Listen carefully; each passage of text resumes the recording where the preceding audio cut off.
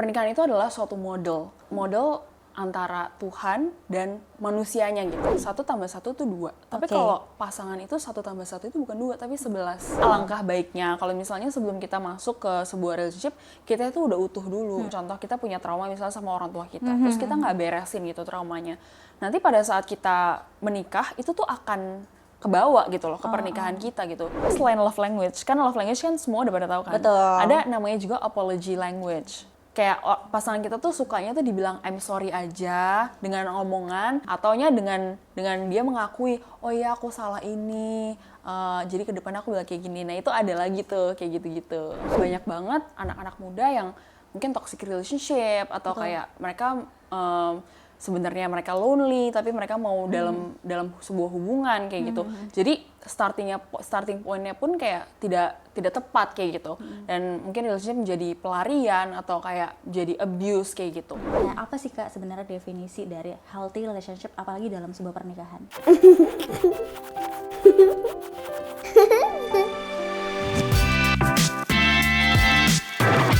Parenting Story. Halo Panitia, welcome back to podcast Parenting Story bersama saya Ica. Di sini kita akan membahas dunia parenting update berdasarkan real life story of parenting. Pernikahan bukan hanya dua orang yang saling mencintai, tetapi gimana pribadinya untuk saling hidup bersama dan juga tumbuh bersama. Nah, sebenarnya bagaimana sih menciptakan pernikahan yang sehat? Apa sih yang harus kita lakukan? Dan kali ini aku bakalan ngobrol tentang gimana sih membangun pernikahan yang sehat bersama Kak Jocelyn Ciputra. Halo Kak Ica, apa kabar? Alhamdulillah baik. Kakak gimana kabarnya? Baik juga. Sebelumnya terima kasih ya Kak udah datang ke Parenting Story hari ini. Thank you juga udah di-invite, such an honor. Oke. Nah Kak, sebelum kita mulai untuk podcastnya, boleh dong sedikit perkenalan siapa sih Kak Jocelyn Ciputra ini? Halo semuanya, aku Jocelyn, aku content creator yang membahas healthy relationship dan self-development. Oke, nah seneng banget nih. Tapi aku penasaran deh Kak, gimana sih awal mula Kak Jocelyn itu bisa jadi seorang digital creator dan kenapa gitu memilih topik ini? Jadi sebenarnya jurusan yang aku ambil itu bisnis. Oke. Jadi sebenarnya nggak gitu nyambung ya sama digital content creator ini. Tapi awal-awal tuh aku mikir bahwa kayaknya semua orang pada akhirnya mau itu dokter, mau itu guru, pasti kayak pengen bisnis deh supaya uang tuh bekerja untuk mereka gitu kan. Supaya ada time of sense of freedom-nya kan. Terus pada saat aku menjalani kuliah bisnis ini, ternyata aku tuh punya banyak cerita kan, yang namanya anak kuliah itu kan pasti ada ups and down dan lain sebagainya. Betul. Nah di situ tuh aku punya kayak keinginan untuk kayak sharing di sosial media, untuk bisa kayak memberikan impact untuk orang-orang yang mungkin sedang mengalami hal yang sama kayak gitu. Dan ketika aku tuh menjalani hal tersebut, hati aku tuh kayak seneng banget gitu. Aku merasa bahwa orang-orang feedbacknya bagus, orang-orang bisa mendapat manfaat dari sana. Dan disitu aku mulai menyadari bahwa ternyata aku suka ya sharing di sosial media. Dan nyambung juga sama subjek-subjek yang aku pelajari di kampus itu. Aku tuh bukan seneng yang kayak ngitung-ngitung segala macam, tapi aku lebih seneng yang kayak misalnya kayak personal development, terus udah gitu yang kayak gitu-gitu deh pokoknya ya, yang kayak benar-benar branding dan lain sebagainya. Nah jadi dari situ tuh aku mulai tuh, oke deh kayaknya aku mulai sharing di sosial media. Awalnya tuh tidak termonetisasi, tapi pada saat akhir-akhir menjelang selesai kuliah itu, aku juga coba kerja di agency segala macam. Lalu aku mulai untuk melihat bahwa kayaknya aku pengen deh suatu hari tuh nggak kerja sama orang lain. Aku pengen suatu hari tuh bisa buat konten aku sendiri, punya platform aku sendiri. Akhirnya waktu itu aku mikir gimana caranya yang sesuatu yang mudah, yang bisa langsung di take action gitu loh. Nah waktu itu kan aku sempat masih ngedate nih sama suami aku sekarang. Kita tuh di sana tuh kita ngedate kayak kan ke kafe-kafe kayak gitu kan. Jadi aku mikir kayaknya seru deh kalau misalnya kita bikin konten tentang ke restoran, makan kayak gitu-gitu. Nah jadi itu mulainya jadi aku sebenarnya food content creator awalnya. Oh awalnya dari food content creator. Iya, jadi sekalian ngedate, sekalian tuh kayak gitu. Nah awal kayak aku masih kayak kasihnya free kayak gitu. Nah akhirnya sampai ada rate card, sampai ada brand yang memanggil kayak gitu-gitu. Nah tapi setelah 1 tahun dijalani, aku sebenarnya tahu banget aku tuh suka content creatingnya tuh tentang love, tentang relationship.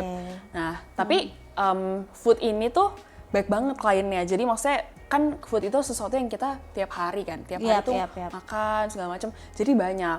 Sedangkan kalau relationship kan mungkin brandnya tuh tertentu aja, tertentu aja. Jadi mungkin butuh membangun brand lagi dan lain sebagainya. Dan itu akhirnya aku memutuskan kayaknya aku mau ikutin idealisme aku deh. Kayak aku mau meninggalkan yang 1 tahun yang food ini, aku pengen masuk ke relationship. Jadi sebenarnya aku bahas relationship ini udah dari dulu, tapi yang seriusnya tuh baru sekitar awal tahun ini. Awal tahun ini, gitu. Oke. Itu biasanya kalau konten itu berdasarkan pengalaman pribadi ya? Atau pengalaman yang pernah gitu Kak Jocelyn alami gitu? Aku sebenarnya semengusahakan mungkin, misalnya pun aku mendapat inspirasi dari podcast atau buku atau apapun itu, aku tetap mengkaitkan dengan aku punya pengalaman gitu. Jadi aku nggak asal comot, misalnya dari ChatGPT atau dari cerita orang terus aku masukin jadi konten gitu, tapi enggak. Tapi aku belajar, aku cerna di otak aku, terus aku ingat-ingat kayak experience apa ya yang kira-kira bisa relate dengan pembelajaran ini. Oh ternyata aku pernah loh ngalamin hal ini kayak gitu. Nah baru aku olah menjadi sebuah video. Kenapa? Karena aku tuh selalu suka influencer yang authentic, yang genuine gitu. Jadi bukan yang kayak, oh gue mau membangun ini supaya gue dapat uang aja atau apa. Tapi aku benar-benar pengen kayak, this is my life, this is apa yang aku alami, dan ini yang aku mau share gitu dari pengalaman aku, bukan hanya dari kata-kata orang aja kayak gitu. Berarti purely dulunya bisnis, terus purely dari berdasarkan pengalaman, terus baca buku. Iya, seperti itu. Ada nggak sih Kak buku yang bisa Kak Jocelyn rekomendasiin gitu? Aku tuh lagi baca, aku lupa judulnya, tapi ini tuh dari psikologi, namanya couples itu namanya Gottman. Kalau nggak salah 8 Dates or something. Tapi buku itu bagus, kenapa? Karena dia tuh mengumpulkan kayak banyak kayak penelitian gitu tentang couple. Jadi di situ dia kasih tahu kalau misalnya ini tuh works loh, dilakukan untuk healthy couples kayak gitu-gitu. Nah itu aku belum selesai sih, baru setengah, cuma itu bagus so far. Bisa dibaca. Bagus untuk pasangan baru menikah ya. Nah Kak, tentang pernikahan nih, menurut Kak Jocelyn sendiri nih, kenapa sih seorang tuh harus menikah? Mungkin definisi orang tuh berbeda-beda ya. Maksudnya kayak kan Indonesia tuh luas antar agama dan antar suku dan lain sebagainya. Tapi kalau buat aku pribadi sih, pernikahan itu adalah suatu model antara Tuhan dan manusianya gitu. Jadi si suami dan istri itu adalah kayak sesuatu yang kayak model yang relationship-nya Tuhan tuh sama umatnya tuh kayak gimana kayak gitu. Dan itu kan sesuatu yang indah ya, pernikahan itu sesuatu yang indah. Dan tadinya tuh dulu tuh aku mikir kayak pernikahan itu buat bahagia aja. Tapi ternyata pernikahan tuh is more than that loh. Kayak maksudnya kalau misalnya kamu pernikahan itu buat bahagia, terus kok pada akhirnya ada yang cerai dan lain sebagainya karena pasangannya itu tidak membuat pasangannya bahagia. Berarti kan pernikahan itu tidak didesain untuk kayak membahagiakan kan. Maksudnya it's more than that, yaitu kayak pengorbanan. Kayak kita tuh melayani kayak gitu. Jadi ketika ada kesulitan atau apapun, itu kan sebuah covenant atau sebuah perjanjian kita sama Tuhan, dan kayak oke, aku mau sama kamu sampai kita dipisahkan oleh maut, dan kita bersama pada saat kita sakit, pada saat kita sehat, pada saat kita miskin, pada saat kita kaya gitu kan. Jadi it's not about kayak cuma kita pasangan buat pasangan happy, tapi juga kita mau melayani, kayak it's not about ourselves lagi gitu, tapi tentang kita gitu loh. Benar. Jadi nggak melulu kayak kalau nggak gini ke gua, kalau nggak gini ke gua. Jadi kita apa yang bisa kita berikan instead of kita demand something ke mereka, tapi apa yang kita bisa give kayak gitu sih. Cuman mungkin ada beberapa orang tuh kayak masih belum paham sebenarnya tuh pasangan tuh apa Kak. Nah menurut Kak Jocelyn sendiri tuh definisi pasangan tuh seperti apa gitu? Kayak mungkin aku mikir sebagai kayak analogi gini ya, kayak 1 tambah 1 tuh 2. Tapi kalau pasangan itu 1 tambah 1 itu bukan 2 tapi 11. Oh, gitu. Two is better than one kan. Ketika misalnya kalau misalnya kita sendiri kita bisa kayak mencapainya misalnya 2. Tapi ketika kita menikah, kita bisa saling mengisi. Kayak misalnya kelemahan kamu apa, kelemahan aku apa, kita bisa saling mengisi dan kita jalannya tuh kayak lebih cepet gitu loh. Jadi menurut aku sebuah pernikahan itu juga harus ada kayak visi misinya juga sih. Maksudnya kayak apa sih yang kira-kira Tuhan taruhkan di hati kalian berdua. Apakah kalian tuh jalannya sama? Apakah kalian tuh kayak pengen mencapai tujuan yang sama kayak gitu?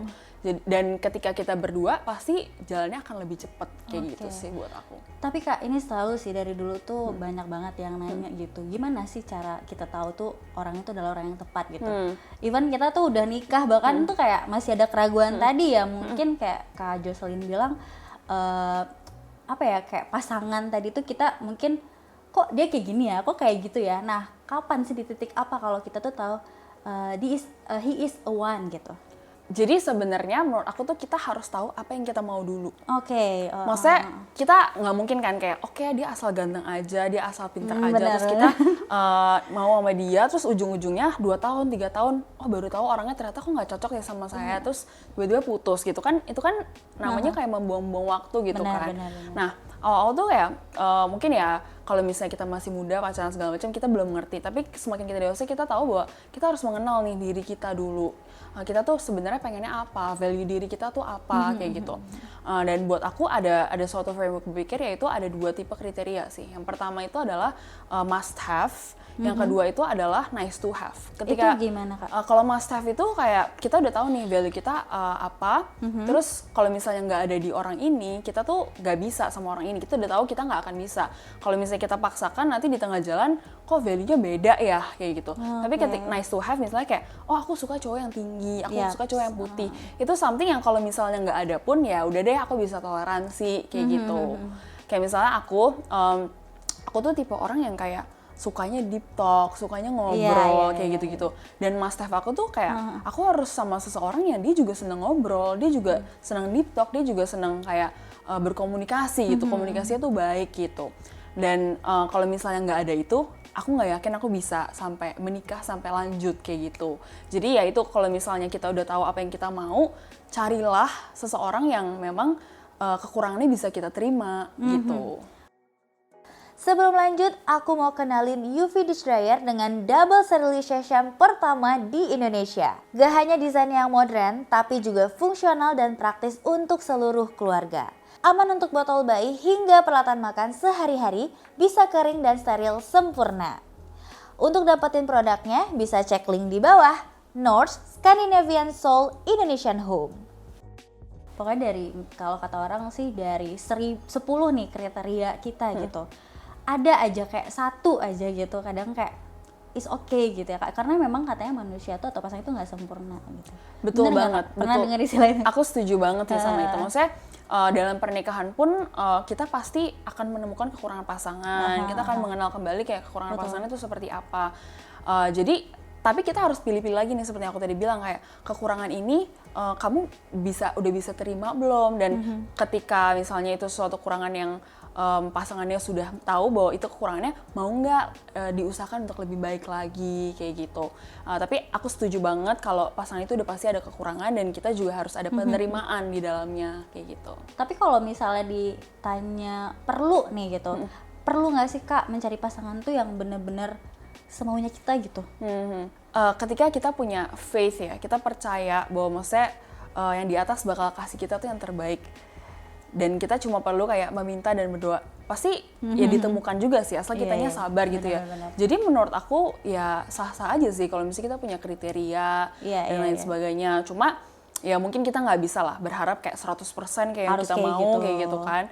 Ya, karena yang namanya manusia juga, kitanya juga punya kekurangan soalnya. Kecuali kitanya perfect ya, kita mau yang perfect ya itu sah-sah aja. Tapi kan masalahnya adalah pasangan kita pun harus menerima kekurangan kita juga kan. Jadi benar. Itu yang namanya pernikahan itu ya harus ada penerimaan, dan kalau misalnya kriteria nggak 100% ya nggak apa-apa gitu loh. Kayak Siap. gitu Aku sih. juga pernah baca sih kalau dalam pernikahan itu tuh malah katanya give, memberi gitu.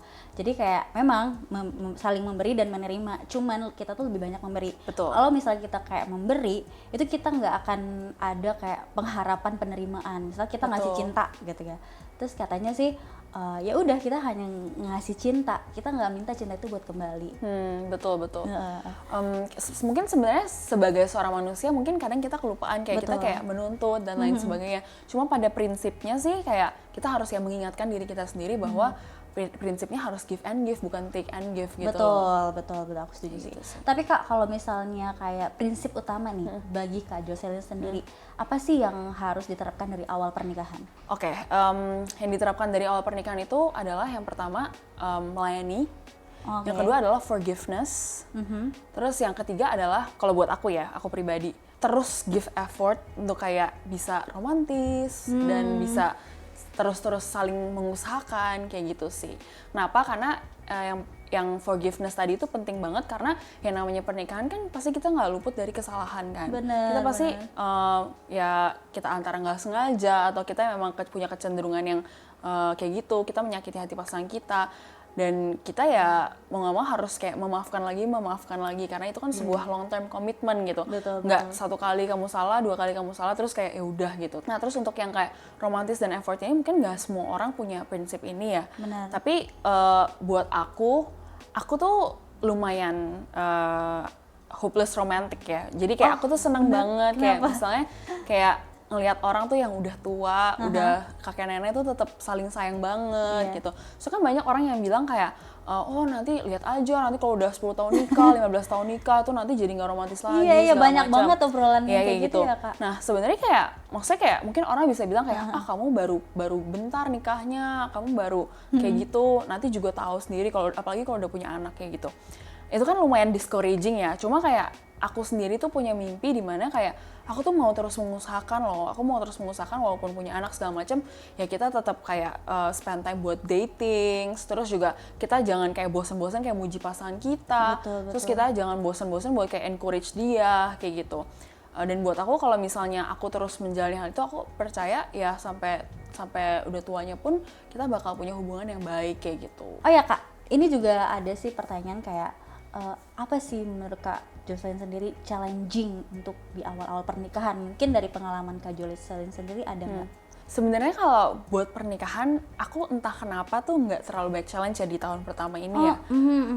Mungkin karena aku tuh pas pacaran, pas pertama-tama itu yang challenging banget menurut aku. Yang di bulan-bulan pertama pacaran tuh, karena aku sama pasangan aku tuh orangnya sama-sama keras, maksudnya sama-sama berprinsip, punya value yang kuat segala macam, dan background kita juga beda, sekolah beda, apa segala macam beda. Jadi untuk menyatukan dua manusia yang backgroundnya berbeda ini tuh lumayan sulit gitu ya. Jadi banyak bentrok segala macam kayak gitu.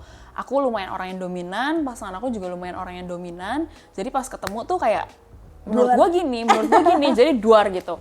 Nah tapi aku bersyukurnya adalah kita berdua itu orang yang mau komunikasi, terbuka banget orangnya. Gak ada yang ditutup-tutupin, gak ada yang gengsi-gengsi kayak gitu. Jadi ya waktu awal-awal ya udah kita berproses di situ. Oke, betternya gimana nih? Ketemu tengahnya gimana segala macam. Jadi setelah awal-awal itu next-nextnya tuh udah lumayan oke, karena kita udah tahu oh pasangan aku orangnya kayak gini segala macam. Jadi setelah menikah pun kalau boleh jujur nggak banyak hal baru sih, karena kita udah bener-bener kayak ngobrol banget dari yang hal yang paling deep sampai kayak masa lalu, dan juga hal-hal yang kayak mungkin orang lain semua nggak tahu, kita berdua tuh udah saling terbuka kayak gitu. Tapi untuk pacaran tuh berapa lama Kak pacaran sebelum akhirnya menikah? Aku pacaran itu 3 tahun. 3 tahun cukup lama juga ya saling mengenal ya. Cukup lah untuk saling mengenal.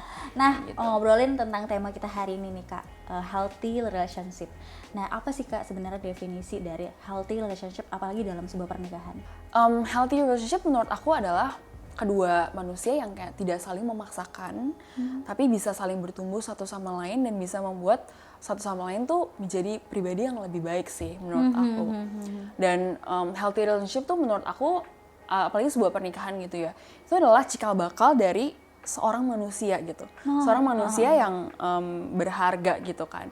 Dan ketika membangun suatu keluarga, artinya kamu membangun generasi selanjutnya, generasi seperti apa yang kamu mau buat gitu kan. Dan dari healthy relationship ini tuh yang menentukan loh, anak kamu tuh kan menjadi seperti apa. Sebuah pernikahan tuh menentukan generasi selanjutnya tuh menjadi seperti apa. Jadi buat aku healthy relationship tuh penting banget gitu loh untuk bisa kayak gitu. Dan kenapa aku tuh pengen bahas healthy relationship ini? Karena mungkin backgroundnya adalah keluarga aku bukan yang dibilang 100% harmonis gitu loh. Jadi kayak ketika aku membangun suatu keluarga, mimpi aku adalah membangun keluarga yang harmonis, yang bisa menciptakan anak-anak yang juga berkembang dengan baik dan dengan sehat kayak gitu. Jadi itu sih kenapa mungkin di hati aku tuh ditaruh bahwa aku pengen membahas healthy relationship ini, karena aku lihat juga sekarang banyak banget anak-anak muda yang mungkin toxic relationship atau kayak mereka sebenarnya mereka lonely tapi mereka mau dalam sebuah hubungan kayak gitu. Jadi starting pointnya pun kayak tidak tepat kayak gitu. Dan mungkin relationship menjadi pelarian atau kayak jadi abuse kayak gitu. Jadi ya healthy relationship ini buat aku sangat dear to my heart sih kayak gitu. Tapi benar nggak sih Kak, sebelum kita menciptakan pasangan atau hubungan yang healthy, kitanya healthy terlebih dahulu, benar nggak? Buat aku itu penting banget juga. Secara mental ya maksudnya. Itu penting banget juga. Karena kalau misalnya kita masuk dalam sebuah relationship atau pernikahan, tapi kita itu masih banyak trauma, kita masih banyak kayak grudge di hati, atau kita masih banyak pain-pain yang di masa lalu. Pada saat kita masuk tuh itu bukan menyelesaikan, tapi itu malah merusak yang satunya kayak gitu. Ya walaupun mungkin in ideal world tuh nggak semuanya bisa langsung ya, maksudnya kayak ada yang masih ada trauma apa langsung masuk ke hubungan, ya harus jadi deal berdua nih. Betul. Cuma alangkah baiknya kalau misalnya sebelum kita masuk ke sebuah relationship, kita itu udah utuh dulu. Jangan kita tuh setengah terus meminta orang lain tuh untuk mengisi kita kayak gitu. Karena ujung-ujungnya adalah ketika misalnya contoh kita punya trauma misalnya sama orang tua kita, terus kita nggak beresin gitu traumanya. Nanti pada saat kita menikah itu tuh akan kebawa gitu loh ke pernikahan kita gitu. Jadi ya itu sih kita harus beresin dulu apakah kita masih ada kepahitan sama orang tua kita, kayak kita misalnya benci sama satu orang ini dan kita nggak selesaikan. Nah itu harus diselesaikan dulu gitu. Kita harus mengampuni dulu misalnya masalah sama orang tua kita atau kayak ada masalah lalu apa, kita harus selesain pokoknya sampai udah selesai baru kita masuk ke perjalanan yang baru sehingga dua-duanya ini utuh dan bisa saling mengasihi aja, bukan saling oh lu isi gua dong karena gua ada hollow di sini, ada bolong di sini kayak gitu. Tapi semuanya tuh harus dikasih tahu pasangan dan kita berdua itu harus sepakat gitu ya. Betul. Untuk menerima atau enggak gitu dengan permasalahan tadi. Betul. Tapi sebelumnya baiknya kita harus selesaikan dulu ya Kak ya. Betul. Dan penting juga untuk pasangan kita tuh juga tahu kayak masa lalu kita dan trauma kita tuh gimana gitu. Seberat jadi, apapun betul. gitu. Jadi pasangan kita ini juga maksudnya tahu apa yang akan dia hadapi gitu dan bisa kayak siap-siap juga untuk kayak membantu pasangannya kayak gitu. Tapi Kak, apa sih tanda-tandanya kalau dalam sebuah pernikahan itu udah kelihatan sehat gitu? Mungkin yang tandanya tuh adalah bisa menyelesaikan konflik dengan secara dewasa kali Dewasa ya? Seperti apa tuh Kak dewasa? Itu kan kadang definisi orang dewasa itu kan beda-beda ya.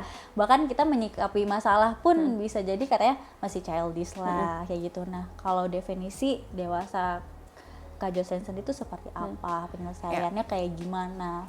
Ya kalau buat aku konflik itu biasanya kan masalahnya itu adalah ego ya. Kayak oh iya benar. Kita tuh mau menang sendiri dan lain sebagainya. Tapi pernikahan itu kan bukan cuma tinggal aku dan kamu kan, tapi udah kita jadi tim gitu. Antara kamu tuh mau fight pasangan kamu tapi kamu juga kalah, atau kamu mau menyelesaikan ini supaya kamu berdua tuh menang gitu.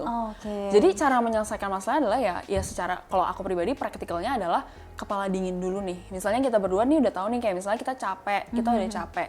Ya kita misalnya kayak kita redain dulu karena kalau boleh jujur aku sama dia tuh orangnya lumayan meluap-luap ya. Jadi kita awal-awal juga dealing with, kita ngomongnya tuh kayak rada keras lah dua-duanya ya. Jadi kita semakin kesini makin belajar bahwa kita harus menyelesaikan konflik ini secara kepala dingin. Kita deh, kita take time dulu misalnya 10 menit dan lain sebagainya baru kita balik lagi gitu. Tapi jangan sampai kita tuh tunggu itu sampai berlarut-larut, kita nggak selesaikan kayak gitu. Dan kita juga harus belajar nih pasangan kita tuh seperti apa. Kalau aku sama pasangan aku biasanya tuh langsung cet terus langsung meledak gitu kan. Tapi ada juga orang yang kayak diem, silent treatment. Nah itu juga harus dipelajari tuh antar pasangan kayak gitu. Kalau di case-nya aku ya kita harus reda dulu baru kita ngobrol segala macam dan apa yang titik tengahnya tuh apa buat kita ngobrol kayak gitu sih buat aku. Kamu tuh ya paninti aja terus. Emang kenapa sih? Itu program khusus belanja ibu dan anak, produk terkurasi, hemat ratusan ribu, grade songket tanpa syarat, berhasil banget deh pokoknya. Kenapa diam? Ini orang lagi download Paninti app. Download Paninti app sekarang. Oh itu salah satunya ya kalau misalnya kita udah menyelesaikan masalah dengan kepala dingin. Nah Kak, tadi aku udah sedikit penasaran juga sih. Kita kan menceritakan apapun nih kepada pasangan kita gitu. Nah dan pasangan kita pun menceritakan apapun permasalahannya di masa lalu dengan kita. gimana sih Kak cara untuk menerima gitu? Kadang kan mungkin ada masa lalu pasangan kita tuh kayak ini nggak sesuai prinsip kita nih gitu kan, kita sendiri juga pribadi punya prinsip ya, misalnya nggak mau nih punya pasangan tuh yang kayak inilah gitu, pokoknya yang buruk lah istilahnya ya. Tapi kita ketemu dengan pasangan itu, tapi kayaknya kita klik gitu kayak oke, gimana cara nerimanya gitu. Ketika seseorang tuh punya masa lalu, Gitu. yang mungkin kita nggak bisa terima gitu ya. Tapi kita lihat dulu nih kayak apakah sekarang dia tuh masih seperti itu. Kita lihat nih tanda-tandanya. Apakah kamu cuma ngomong doang bahwa kamu sudah tidak seperti itu atau kamu masih sama kayak gitu. Kita lihat nih dari jarak dari masa lalu itu sampai sekarang tuh udah berapa lama dan orangnya tuh udah berkembang seperti apa kayak gitu. Dan buat aku seburuk apapun masa lalu seseorang, kalau misalnya dia udah jadi manusia baru, dia udah mau berubah, ya kita bisa menerima kayak gitu. Tapi kalau misalnya kita nggak tahu kayak apakah dia udah 100% berubah atau belum, ya kita susah menerima. Tapi kalau misalnya udah, buat aku kita nggak usah bring up yang masa lalu sih. Kita lihat dia sebagai seseorang yang udah baru, udah berubah. Toh manusia kan memang seperti itu ya. Maksudnya kadang-kadang kita berbuat salah, kita nggak tahu waktu itu, atau kayak ada dari masa lalu, misalnya ada dari orang tua segala macam ke bawah kayak gitu. Tapi kalau misalnya orangnya tuh udah sadar, udah mau berubah, buat aku itu nggak masalah. Untuk penerimaannya itu ya balik lagi ke orang masing-masing ya. Ketika kayak orang ini memutuskan bahwa oke deh, aku mau menerima orang ini apa adanya dengan masa lalunya, yang penting dia sekarang udah seperti apa, ya kita nggak usah ungkit-ungkit lagi kayak gitu. Tapi kalau misalnya kamu tahu nih dengan masa lalu dia yang seperti itu, kayaknya walaupun dia udah berubah aku nggak bisa terima deh. Ya kamu jangan terusin sama orangnya itu. Kalau bisa kamu terusin, tapi kamu nggak mau terima, ujung-ujungnya kamu bahas, yang ada kamu menyakiti orang ini. Dia yang mau berubah, mau lebih baik, jadi nggak bisa karena kamu gitu. Padahal dia udah menjadi orang yang berubah. Jadi kalau misalnya kita udah memutuskan, oke gue menerima deh pas orang ini, yang penting dia sekarang udah oke, ya kamu jangan bahas yang lalu-lalu kayak gitu sih. Oke. Kak Jocelyn, kalau buruk-buruknya nih tahu nih tentang pasangannya tuh setelah menikah gimana Kak? Nah itu agak berat ya. Mungkin belum terlalu mempelajari kayak bahwa pernikahan itu seumur hidup loh. Betul. Pernikahan itu adalah sebuah komitmen loh. Mungkin kalau di agamaku tuh nggak boleh ada cerai gitu loh. Jadi itu adalah long life commitment. Sebelum kamu memasuki pernikahan itu, kamu harus bener-bener yakin orang ini tuh akan kayak gimana sama kamu gitu loh. Tapi ya kadang-kadang juga manusia itu kan, namanya manusia itu kan berubah ya seiring berjalannya waktu. Buat aku itu balik lagi ke penerimaan dan forgiveness itu tadi sih. Benar-benar. Ketika kita jalan terus tiba-tiba orangnya tuh berbeda dari ekspektasi kita segala macam, misalnya berubah gitu ya, bukan berbeda dari ekspektasi, misalnya berubah pada saat awal-awalnya, misalnya kita taunya orangnya baik segala macam, tapi tiba-tiba kok di pernikahan berbeda kayak gitu. Ya itu kita harus berproses ya, maksudnya itu hati kita dimurnikan lagi, hati kita benar-benar diuji, dites lagi, diproses lagi, gimana nih caranya untuk aku tuh bisa tetap mengasihi dia, tetap sayang dia walaupun orangnya tuh seperti ini gitu. Seperti yang kita tahu kan kayak diajarin jangan membalas kejahatan dengan kejahatan gitu. Betul, Tapi dengan kebaikan pun mungkin ya kita berdoa supaya orang ini tuh bisa berubah dengan kebaikan yang terus-terus kita tabur gitu. Nah, tapi untuk menghindari yang seperti itu tuh gimana? Ya kita harus benar-benar tahu nih sebelum kita menikah, kita harus benar-benar tahu orang ini tuh seperti apa, masa lalunya seperti apa, keluarganya seperti apa, Karakternya juga. karakternya seperti apa. Kamu lihat kayak dia sama temen-temennya gimana, ngomongnya kayak gimana, terus dia sama orang tuanya gimana, sayang nggak, kayak gitu. Terus pada saat berantem nih, emosinya gimana, meluap-luap nggak, apakah dia ngatain kamu, atau dia melakukan kekerasan ke kamu, atau dia bisa dewasa untuk menghadapi sebuah konflik kayak gitu. Jadi hal-hal itu tuh kita tes-tesnya tuh wajib di pacaran dulu. Kayak misalnya aku tuh pernah dibilangin waktu itu, kalau misalnya kita pacaran, kita tuh tutup satu mata, tapi satu mata lagi dibuka. Karena kita belum menikah kan. Betul. Jadi kita nggak boleh nih cari-cari yang lain atau selingkuh atau apapun. Tapi kita juga harus lihat apakah orang ini tuh kita bisa spend the rest of our life with this person gitu loh. Gitu. Jadi sebelum masuk ke komitmen itu ya kita buka satu mata gitu. Kita dengerin orang. Kadang kan orang kalau misalnya pacaran tuh jadi nggak objektif ya, jadi berbunga-bunga segala macam. Benar-benar. Kadang lupa diri Iya, lah. lupa gitu diri ya. kayak gitu. Tapi ya kita nggak boleh kayak gitu juga gitu. Kita harus dengerin misalnya orang yang care sama kita, misalnya orang tua kita, terus teman kita, terus mentor kita dan lain sebagainya itu kita juga harus denger gitu. Kalau misalnya semua orang udah bilang kayak dia nggak baik deh buat kamu, ini tuh cuma sayang-sayangan di awal aja, tapi kamu harus lihat nih gini-gini. Nah itu kita harus denger kayak gitu. Dan kalau misalnya udah kayak gitu kan masuk pernikahan tuh walaupun mungkin ada 10%, 20% yang kita nggak tahu, tapi kan at least kita sudah mempersiapkan gitu. Tapi kalau udah terlanjur, ya kalau udah nikah tuh biasanya tutup dua mata gitu. Jadi kita harus mengusahakan bener-bener nih, kita udah nggak bisa bilang putus lagi dong. Bener. Kita harus mengusahakan gimana caranya supaya gue tuh nggak sampai berpisah gitu kan. Iya, Apalagi iya, kalau iya. misalnya udah anak itu lebih berat lagi Lebih berat kan. lagi ya. kayak Itu gitu. kayak nutup semuanya kan. Iya kayak gitu. Dan masuk ke pernikahan Empat itu mata, Kak, betul, mata dia. betul. Jadi masuk ke sebuah pernikahan tuh nggak lagi mikir soal, aduh kok gue nggak nyaman ya, udah deh bye bye deh. Oh kok gue nggak bahagia ya, udah deh bye bye deh. It's far more complicated than that lah kalau misalnya udah nikah kayak gitu. Tapi kan Kak, kadang tuh orang kalau misalnya lagi kayak lagi cinta-cintanya nih gitu, apapun yang dikatakan orang lain tuh dia nggak denger gitu. Terus gimana? Sebenarnya aku tipe yang kayak gini dulu. Aku tipe yang kayak gini dulu. Dan aku tahu itu tuh nggak baik dan kayak nggak bener lah. Jadi Benar, sekarang benar, kalau misalnya ngomong sama orang, apakah boleh ngikutin aku yang dulu? Enggak jawabannya gitu. Karena itu nggak baik gitu. Ketika kita kayak ya udah deh, yang penting asal gua nyaman, asal dia sayang, asal dia oke kelihatannya di depan, lanjut deh kayak gitu. Nah itu sebenarnya nggak boleh ya, kayak karena ketika maksudnya secara hormon aja, secara psikologi aja itu udah membuktikan bahwa kalau misalnya kita lagi jatuh cinta sama orang, kita tuh nggak bisa denger, dan itu sudah terbukti secara psikologi gitu ya. Jadi yang bisa kita lakukan adalah kalau kita tuh nggak mau kayak gitu, kita harus set boundaries to ourselves gitu. Namanya pacaran itu buat aku ya, sekarang pemikiran aku teorinya adalah kalau kita mau pacaran berarti kita udah siap untuk menikah. Kalau misalnya kamu misalnya pacaran SMA, kamu bakal mau nikah nggak sama orang ini? Kalau kamu nggak mau nikah sama orang ini dan nggak mau serius, nggak usah pacaran. Nggak usah pacaran. Temenan gitu loh, temenan kita lihat ya secara dewasa. Oh oke, ini orang gimana? Kita temenan dulu, kita kenal dulu segala macam. Jadi ketika kita udah masuk ke pacaran yang itu ada berbunga-bunga dan lain sebagainya, kita tuh udah tahu orangnya tuh seperti apa. Jadi kita udah bener-bener kenal nih, kayak kita temenan segala macam, baru kita memutuskan untuk pacaran dan pacaran ini untuk menikah gitu.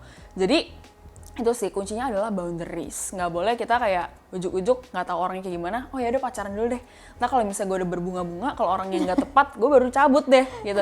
Kayak gitu kan maksudnya kita jadi mengorbankan hati kita yang seharusnya bersih, tapi jadinya hatinya kayak luka, Betul, ada broken setuju. heart kayak gitu. Jadi untuk menghindari itu ya kita coba temenan dulu, kita menjajaki dulu satu sama lain, mau 1 tahun, 2 tahun terserah gitu.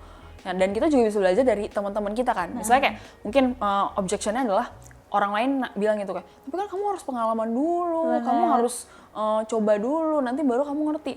Ya kita nggak usah mengalami sendiri.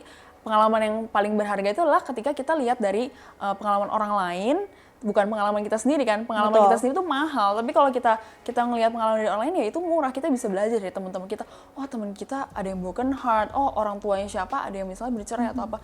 Kita bisa belajar dari situ. Oh nggak boleh nih hubungan tuh begini.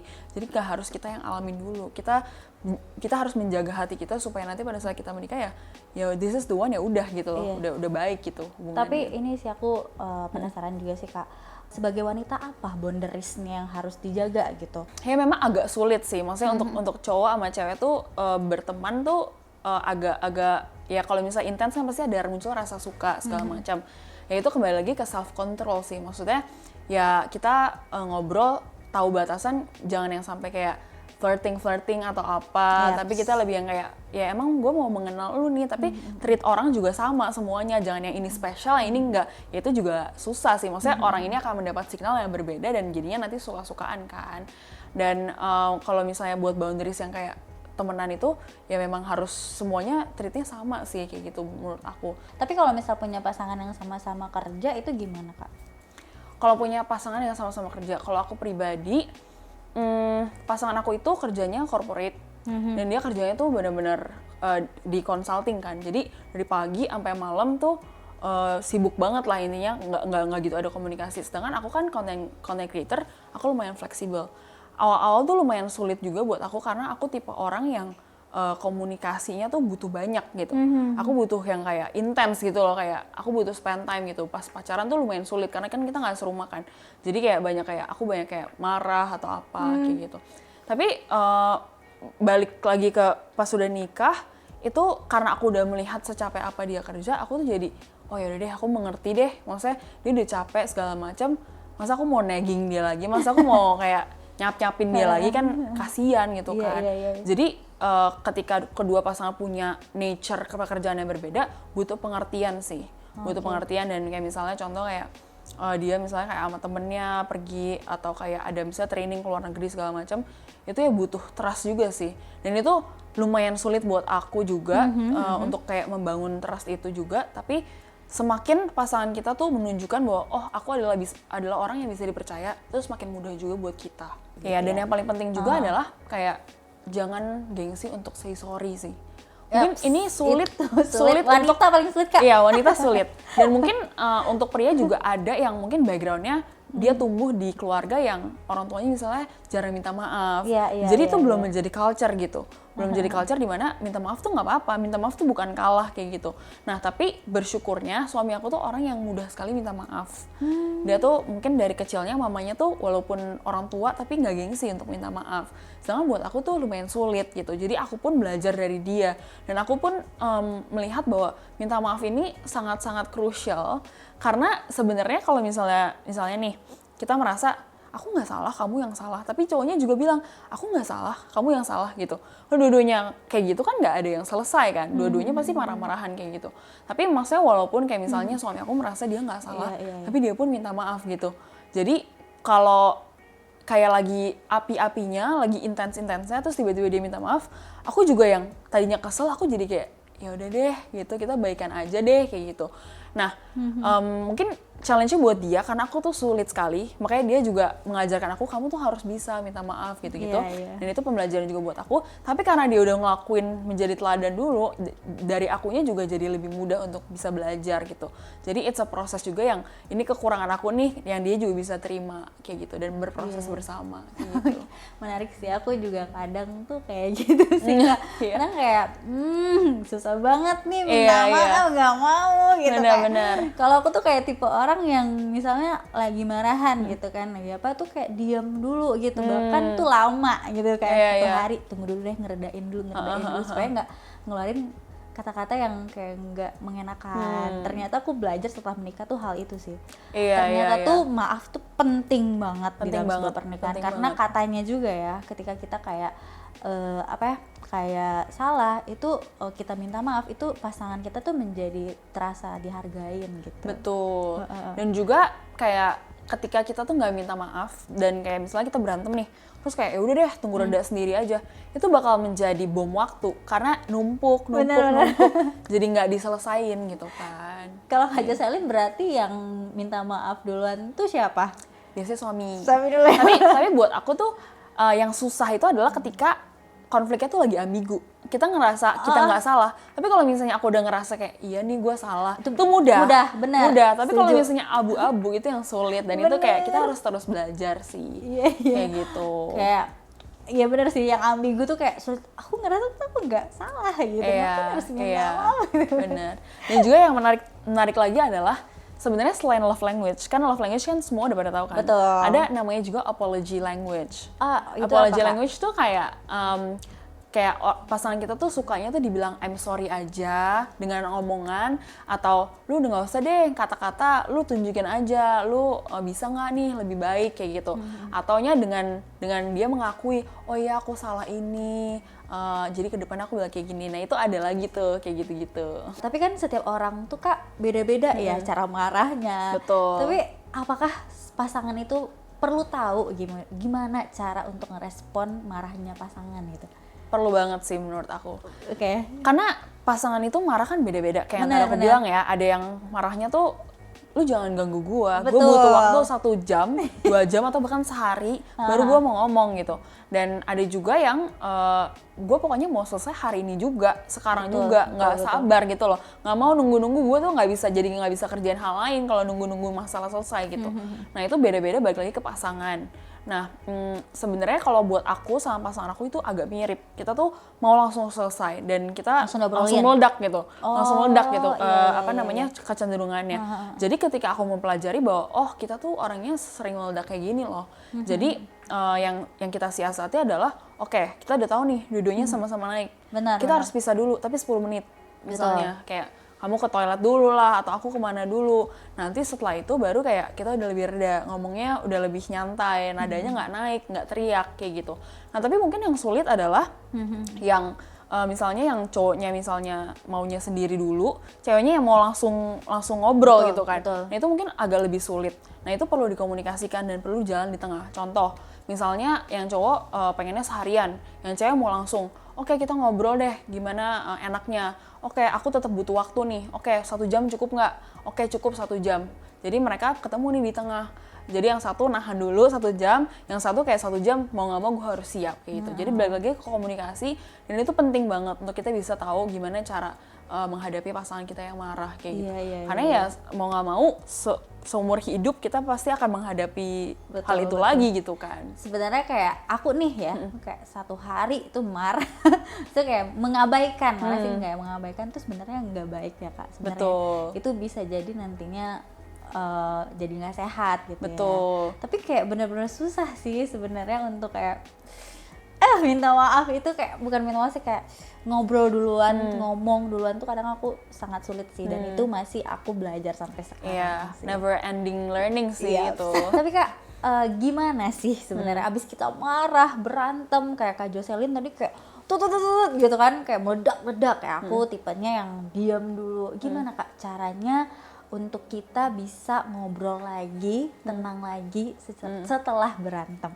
Basic manner itu ya melayani juga, respect dan melayani, dan it's not something to be ashamed of karena ya kita saling melayani. Kamu nih, aku udah beresin semuanya, kamu bukannya bantuin segala macam. Laki-laki tuh pasti kalau misalnya diomelin, diocehin, kayak yang kita paling pintar tuh pasti tuh tersinggung. Bener, Pasti dia bener. merasa defensif gitu loh.